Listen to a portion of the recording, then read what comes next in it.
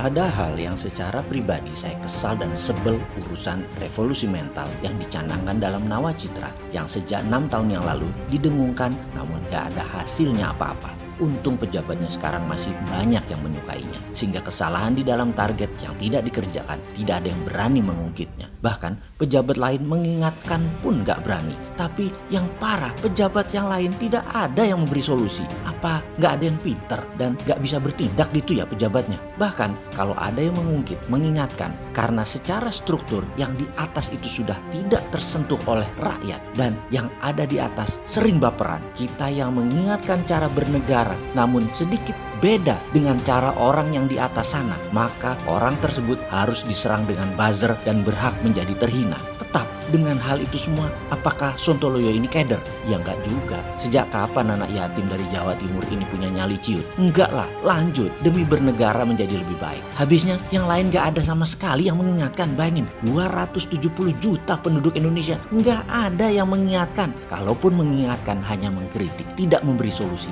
Itu bukan kita banget. Kenapa kita enggak keder? Karena kita bukan orang suci seperti para pejabat dan penguasa. Kalau orang suci dikritik, itu ya enggak boleh. Orang suci nggak bisa dikritik. Karena itu kenapa pejabat di Indonesia dan penguasa di Indonesia nggak boleh dikritik? Karena mereka orang suci. Itu sesederhana itu. Kalau pendosa seperti Sontoloyo baru dihinakan. Bahkan harus diberi label tidak pantas memberi solusi dan tidak pantas ngomong. Siapa lu si Sontoloyo ini? Lalu apa kita takut? Ya enggak lah. Kita balik ke topik sekarang. Sekarang kita tanya, apa efek revolusi mental yang terbukti positif? Malah kebalikan dari impian. Negara ini terbelah dua sejak 4 tahun yang lalu, dengan satu pihak dituduh jualan agama versus satu pihak mengambil tema kebinekaan demi terlihat beda dan berseberangan. Dan jangan bilang si anak atau rakyat yang salah. Jangan bilang sebagian rakyat yang memulainya. Seharusnya Anda, wahai pejabat yang berkaca, yang salah kalian. Bener deh, tuduhan jualan agama versus orang yang mendukung kebinekaan adalah rekayasa bernegara yang salah. Apapun yang di counter menimbulkan perpecahan adalah salah.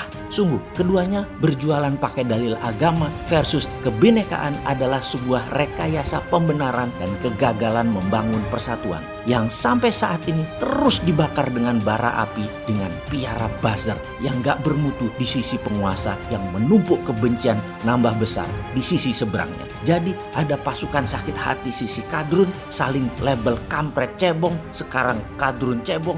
Gak selesai-selesai kalian saling melabel anak bangsa sendiri. Sesungguhnya Anda itu yang brengsek, Anda yang kurang ajar. Harus di stop. Saya ini marah. Harus di stop. Kami ini capek. Harus di stop. Kita stop ya. Kalau penguasa faham bernegara, maka Anda adalah bapak bangsa.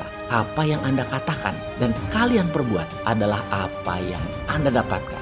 Kalau kalian mendapatkan makian karena kalian memelihara orang yang memaki sesama anak bangsa, jangan berlindung dengan perkataan seperti anak kecil. Mereka yang duluan. Bener deh. Kalau selama ini kalian pejabat menanam cinta, pasti kalian akan mendapatkan cinta. Kalau Anda menanamkan hormat, kalian akan mendapatkan rasa hormat. Kalau kalian menanamkan perbedaan dan kebencian, Anda akan mendapatkan hal yang sama, kebencian dan perbedaan. Maka mungkin hanya saya yang mengatakan yang salah adalah kalian pengelola negaranya saat ini atas kebencian saling serang yang tidak selesai-selesai ini dan sangat menyebalkan bernegaranya. Begini landasan berpikirnya.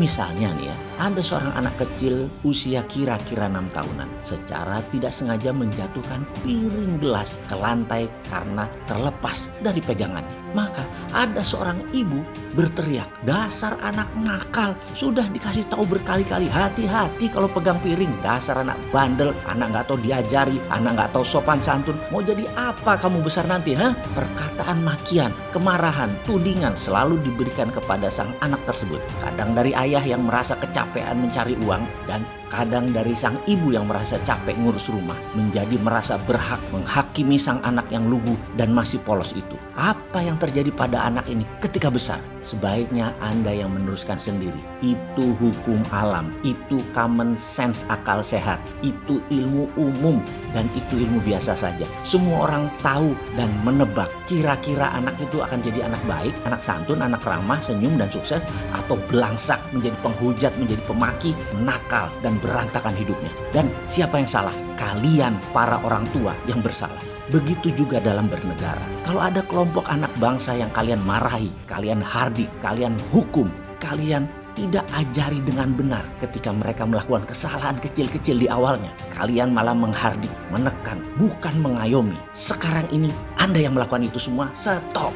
Sudahlah, memang wis kaset, sudah bubrah dan sulit diperbaiki. Tetapi bisa, harus kerjakan sekarang. Kerja keras kalian pejabat, menanamkan rasa cinta kasih dan belayan kasih sayang orang tua lagi kepada kami rakyat-rakyat ini yang setiap hari meratap. Turun bos, turun ke rakyat bos. Mana kasih sayang kalian sebagai bapak bangsa? Kapan kalian beri telinga kepada kaum tertindas? Kapan kalian membuat senang anak yang dikatakan nakal tadi? Kami butuh kasih sayang bos, bukan makian, bukan hukuman. Ada baiknya stop mengatakan kadrun, cebong, kampret, apapun kepada siapapun anak bangsa. Kata-kata intoleran, radikal, apapun, buang label buruk terhadap setiap anak bangsa. Dua belah pihak atau pihak manapun, tangkap dan beri hukuman sosial. Sapu jalan, bersihin sampah, nanam pohon, dan apapun mereka harus diberi pelajaran. Yang namanya penyebaran kebencian dan pemecah belah bangsa